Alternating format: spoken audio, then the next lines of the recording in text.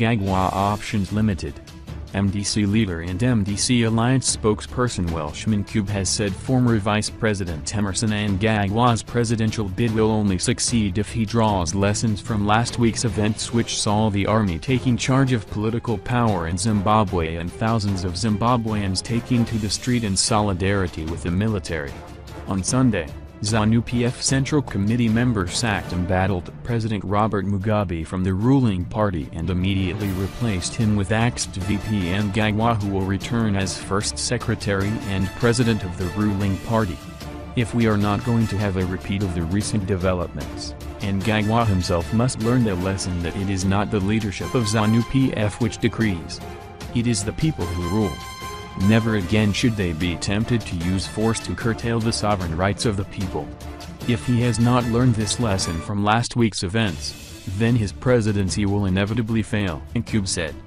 The constitutional lawyer said although Mugabe had been left powerless after the 4 pillars that sustained his long rule were removed, it would not be easy to boot him out of office. Ncube said ZANU-PF Central Committee members' decision to sack Mugabe from the ruling party has no bearing on him being the country's president, leaving his opponents with only the option of impeachment, a cumbersome process though. Mugabe derives his mandate directly from the people. For him to vacate his office, 2 or 3 things must happen. He either has to voluntarily resign. If you are a president, there are basically 4 pillars for one to stay in power.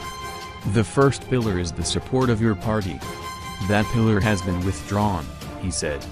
Ncube said Mugabe's second pillar of support, the Securikrats, which include the army, the Central Intelligence Organization and the police, had also disappeared. That support has been withdrawn at the behest of the Zimbabwe Defense Forces. The third pillar of the people has also been withdrawn. On Saturday, the people in their thousands showed Mugabe that they also want him to go. He has lost all the practical pillars which aided him all these years, Ncube said, but warned Mugabe would not go down without a fight. He might still argue that the Central Committee dismissed him unfairly because of the circumstances which we are in.